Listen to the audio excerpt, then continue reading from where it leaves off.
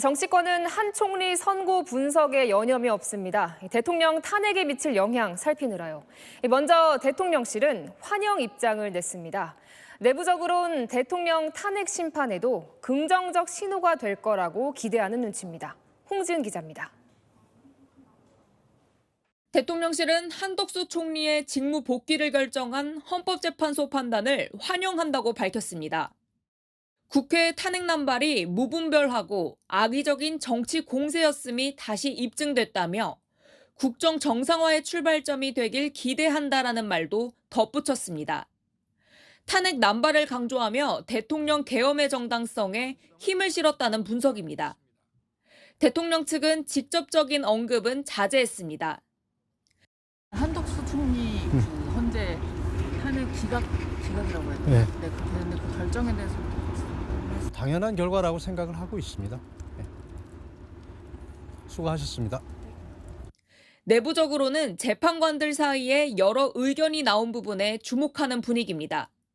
한 여권 관계자는 박근혜 탄핵처럼 8대0 만장일치로 몰아가는 상황은 깨졌다는 데 의미가 있어 보인다고 말했습니다. 또 다른 여권 관계자는 대통령실 입장에서는 최소한 피하 식별이 명확히 된 의미가 있어 보인다며 보수 성향 재판관들이 목소리를 낸 것 같다고 말했습니다. 한 총리 기각 각하 의견을 낸 정영식, 조한창, 김복형 재판관 등에 주목했습니다.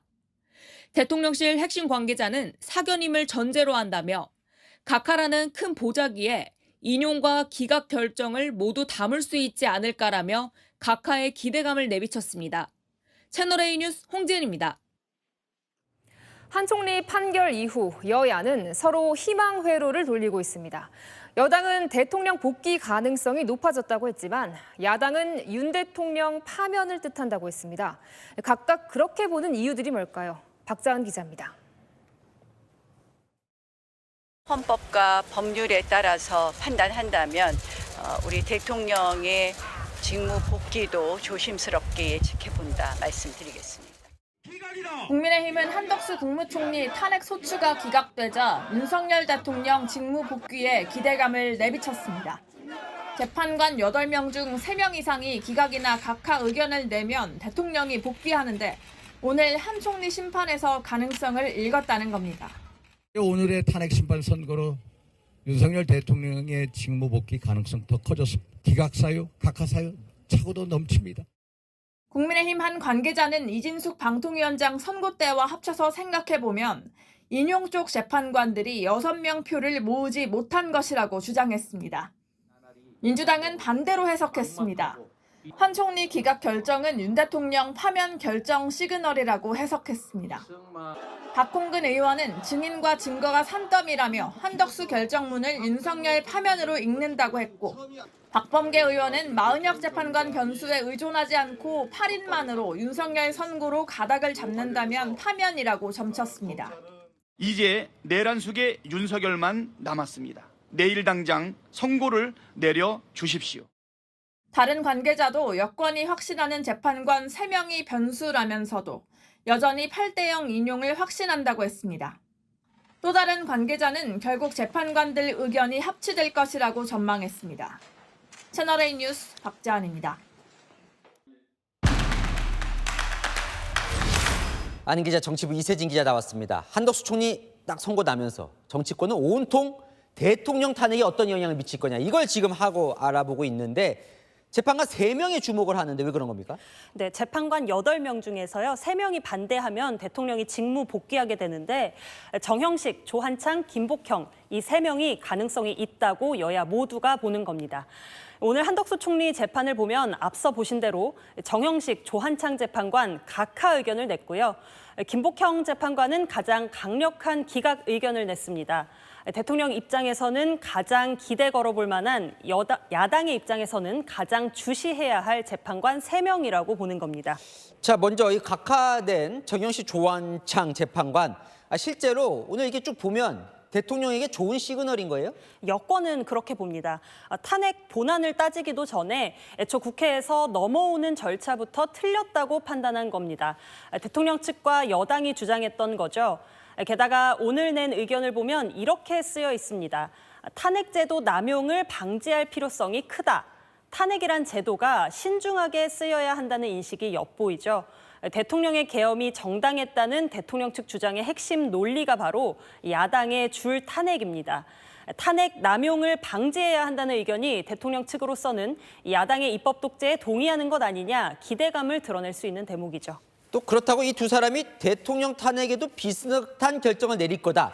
이렇게 또 보기는 어려운 대목도 있죠. 네, 그렇지 않다라는 반론도 꽤 있습니다. 이 두 재판관이요, 대통령과 국민의힘 추천이라 보수 성향은 맞지만 오늘 판결은 대통령 판결과 별개라는 겁니다. 오늘 각하 결정은 한 총리 탄핵 절차가 잘못됐다라는 거죠. 151석이 아니라 200석이라는 건데 이건 사실 대통령의 판결에는 전혀 이슈가 아니죠. 총리 탄핵 자체에 대해선 단 한마디도 언급하지 않았습니다.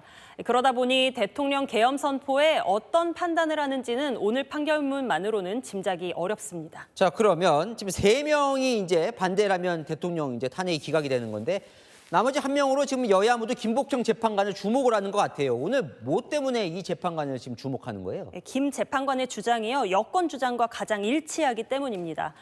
김 재판관이 판단한 부분이 한 총리가 마은혁, 정계선 등 헌법재판관을 임명하지 않았다 이 부분입니다. 국회는 헌법에 보면 이 국회에서 선출하는 후보자는 대통령이 임명한다고 돼 있는데 왜 안 하냐는 걸 문제 삼았었잖아요.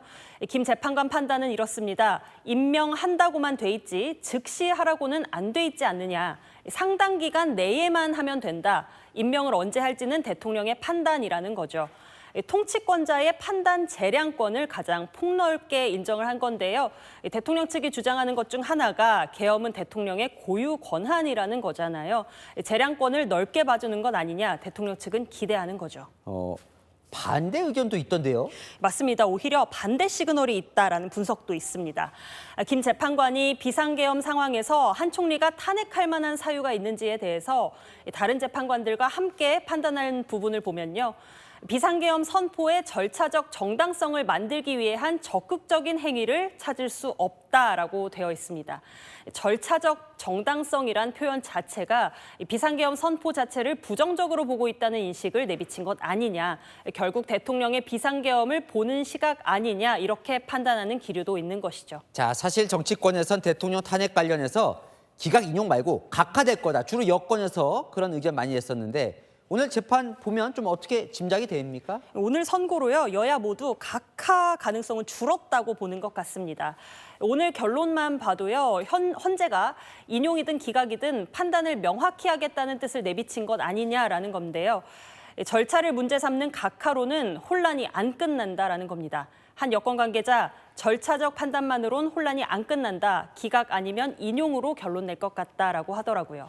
대통령 선고 일자에 대해서는 어떻게 좀 영향을 미친다고 봐요? 여당이든 야당이든 이번 주는 넘길 것 같다, 4월은 돼야 할 것 같다라는 목소리가 나옵니다. 오늘 대통령 탄핵 심판에 대해 힌트가 될 만한 판단이 전혀 없었다는 점, 헌재가 아직 의견 정리가 안 된 것 아니냐고 보는 시각도 있더라고요. 다만 헌재 내부 사정이 극비이니 그저 전망이고 해석입니다. 헌재가 내일이라도 기일을 잡으면 이번 주에도 선고 가능한 상황이긴 합니다. 네, 잘 들었습니다. 아는 기자 이세진 기자였습니다.